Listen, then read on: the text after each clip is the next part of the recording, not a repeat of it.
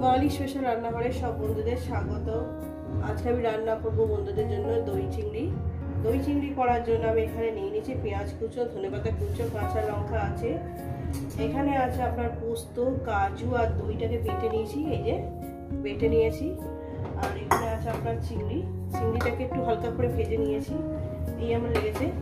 রেসিপিটি শুরু করার আগে বলবো লাইক করবেন, শেয়ার করবেন, নতুন নতুন রেসিপি দেখতে হলে আপনার চ্যানেলটিকে সাবস্ক্রাইব করে নেবেন। ঠিক যেভাবে খাই ঠিক আপনাদের সেইভাবে দেখবো। চলুন রেসিপিটি শুরু করা যাক। তো বন্ধুরা গ্যাস ধরিয়ে দিয়েছি, কড়া আমি বসিয়ে দিয়েছি। তো বন্ধুরা কড়া আমার গরম হয়ে গেছে, পরিমাণ মতন তেলটা আমি দিয়ে দেবো। তেলটা দিয়ে দিয়েছি, তেলটা আমার গরম হবে। তেল গরম হয়ে গেছে, দিয়ে দেবো এখানে এলাচ, শুকনো লঙ্কা, দারচিনি দিয়ে দিলাম, কয়েক সেকেন্ড ভেজে নেব।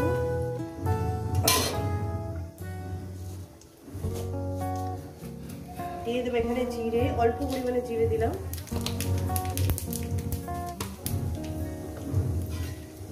রেসিপিটা কিন্তু পুরোটাই দেখবেন, আর রেসিপিটা আপনাদের কেমন লাগলো অবশ্যই কিন্তু বলবেন। এরপর দিয়ে দেবো পেঁয়াজ কুচোটা,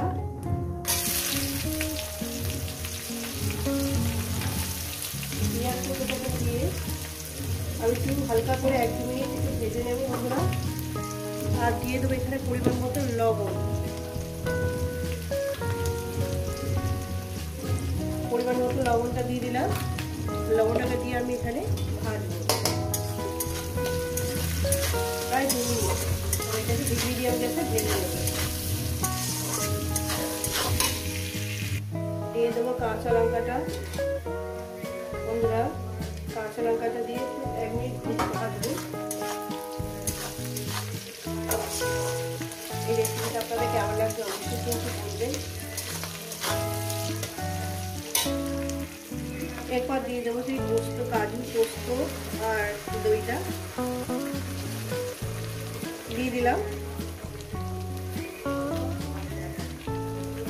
এটা আমি 1 থেকে 1.5-2 মিনিট ধরে এটাকে কষিয়ে নেব। কোনো হলুদ দেবো না, এখানে হলুদ পড়ে না বন্ধুরা।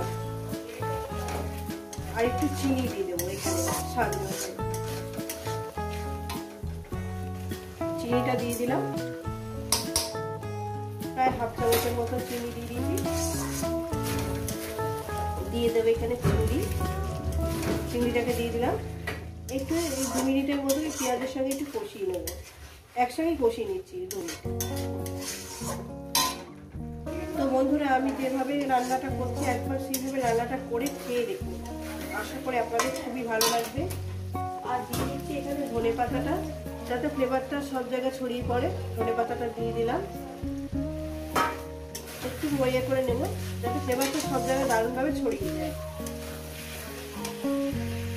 দিয়ে দেবো প্রয়োজন মতো জল দিয়ে দিলাম বন্ধুরা।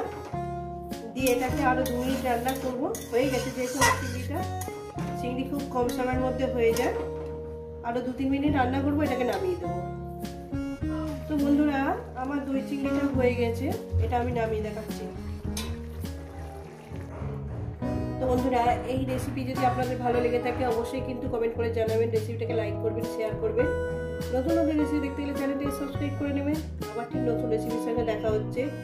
সবাইকে বলবো বন্ধুরা সুস্থ থাকবেন, ভালো থাকবেন, আর আমার নিত্য নতুন ভিডিও দেখবেন। মোটামুটি আমি যেভাবে খাই ঠিক আপনাদের কিন্তু সেইভাবেই কিন্তু দেখাচ্ছি।